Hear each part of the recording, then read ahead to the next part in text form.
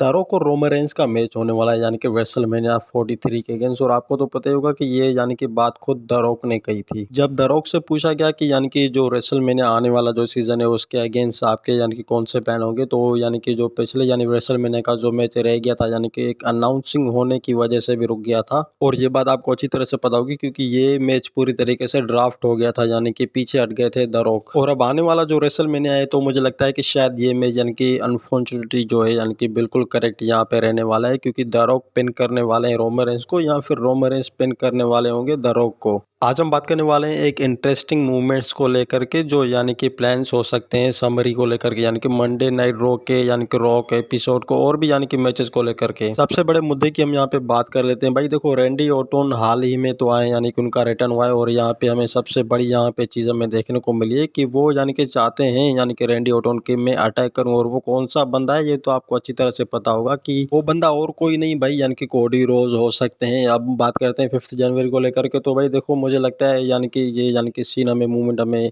यहाँ देखने को मिल सकता है ड्रू मैकिंटायर और यानी कि रैंडी ऑर्टन से अगेन, क्योंकि रैंडी ऑर्टन अटैक कर सकते हैं ड्रू मैकिंटायर के ऊपर। और भाई बात बड़ी सिंपल है, क्योंकि देखो कोडी रोज ने यानी कि ये कहा था, यानी कि जब कोडी रोज यानी कि रैंडी ऑर्टन से मिले थे तो यानी कि रैंडी ऑर्टन ने ये कहा था कि नेक्स्ट जो ओपोनेंट होने वाला है यानी कि ड्रू मैकिंटायर के अगेंस्ट, तो वो मैं यानी कि खुद होऊंगा। तो यहाँ पे इस तरीके से मुझे पता है कि ये जो मैं बोल रहा हूँ बिल्कुल भी करेक्टली यानी कि हो सकता है भी या नहीं, क्योंकि अनफॉर्चुनेटली ऐसी बातें होगी यानी कि रैंडी ऑर्टन और कोडी रोज की जो आगे की स्टोरी लाइन होगी तो वो यही पे डिपेंड रखती है। क्योंकि भाई रैंडी ऑर्टन को ये करने में मुझे लगता है कि सबसे ज्यादा मजा आता है, और इंटरेस्टिंग बातें भी यही होती है रैंडी ऑर्टन की। और अगर भाई सब कुछ ठीक रहा तो ना चाहते हुए भी तो मुझे लगता है कि यहाँ पे ये जो बातें होगी तो आगे तक के रोमन रेंस यानी कि इसके बारे में जरूर यानी कि कुछ सोच यानी कि बैठे होंगे, और रैंडी ऑर्टन और कोडी रोज के बीच में जो भी प्लान्स हो रहे होंगे तो वो मर्चेंडाइज कर रहे होंगे। और अगर भाई आप सोचते हो कि यानी कि रोमन रेंस का और कोई काम नहीं है यानी कि कोडी रोज के अगेन यानी कि अनडिस्प्यूटेड डब्ल्यूडब्ल्यू चैंपियनशिप के अगेन, तो हाँ भाई बिल्कुल ऐसा मुझे नहीं लगता कि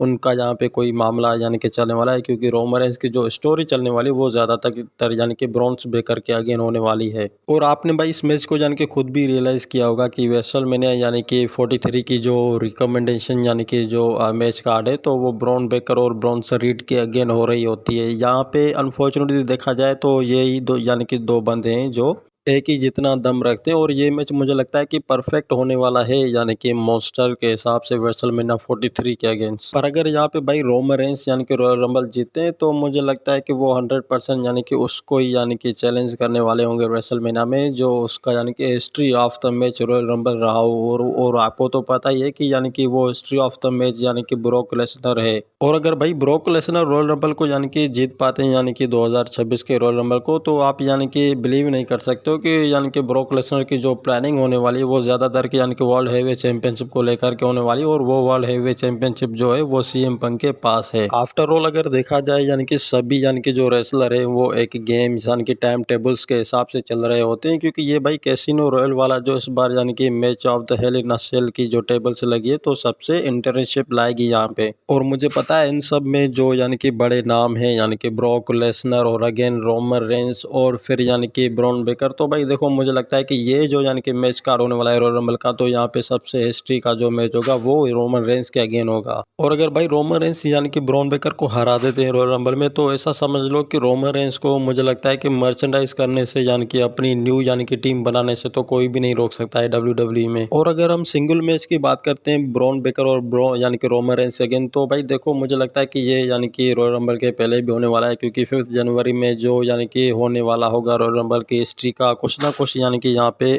मुद्दा उखाड़ दिया जाएगा। पर भाई देखो सबसे ज्यादा जो इंटरेस्टिंग यहाँ पे मूवमेंट्स होते हैं ना तो वो सीएम पंक के अगेंस्ट होते हैं। और आपको तो पता ही है कि सीएम पंक और यानी कि जो लास्ट हफ्ता यानी कि टाइम ऑफ द पियर्स में रहे थे यानी कि ब्रॉक लेसनर आए थे यानी कि चैलेंज देने के लिए सीएम पंक को, मगर पीछे हट गए थे। और अब भाई 5 जनवरी में ये यानी कि कहा जा रहा है और सुना जा रहा है कि यानी कि क्रिस जेरिको जो है यानी कि वो चैलेंज करने वाले हैं सीएम पंक को, अब अगर उनके पास टाइटल रहती है तो। नहीं तो फिर भाई हमें जो आगे के प्लान्स को यानी कि यहाँ पे लेकर के जाके यानी कि हेल्प करने वाले हैं, तो वो आपको अच्छी तरीके से पता होगा कि वो रोमन रेंस हो सकते हैं, ब्रॉक लेसनर हो सकते हैं, और यानी कि क्राउन जूल को लेकर के और भी सारे एडवेंचर्स हो सकते हैं। और अगर भाई रॉयल रंबल का भी मैच यानी कि नहीं रहता है अनफॉर्चुनेटली यानी कि रोमन रेंस और ब्रॉक लेसनर का अगेन, तो यहाँ पे समर स्लैम तो भाई 100% है। मुझे लगता है कि जो सेंचुरीज ऑफ द यानी कि मैचेस होती है ना, तो वो ब्रॉक लेसनर और रोमन रेंस के समर स्लैम में लेकर के ही होती है। लास्ट टाइम की आपको मैच याद तो होगी, यानी कि ब्रॉक लेसनर और रोमन रेंस के बीच में जो हिस्ट्री ऑफ द यानी कि सेंचुरी वाला टाइटल वाला मैच रहा था, तो वो यहाँ पे रोमन रेंस पूरे तरीके से जीत जाते हैं। लेकिन देखते हैं भाई कि यानी कि ब्रॉक लेसनर का कौन सा यानी कि फिक्स मैच रहने वाला है रेसलमेनिया तक। और यहाँ पे हम बात करते हैं भाई स्मैकडाउन को यानी कि इवेंट्स को लेकर के, तो देखो भाई स्मैकडाउन में यानी कि जो नेक्स्ट प्रीमियम में जो इवेंट्स होगा, तो वो जेका फाटू के अगेंस्ट होगा।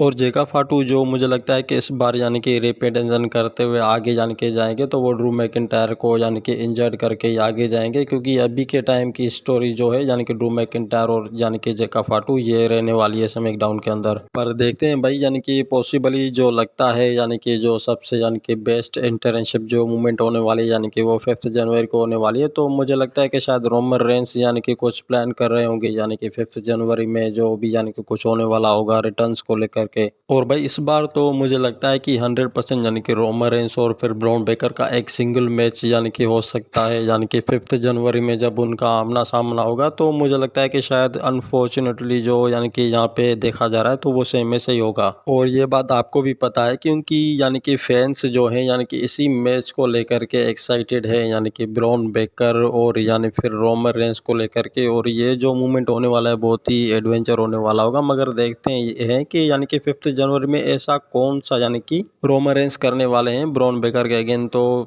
देखते हैं बस भाई क्या होता है।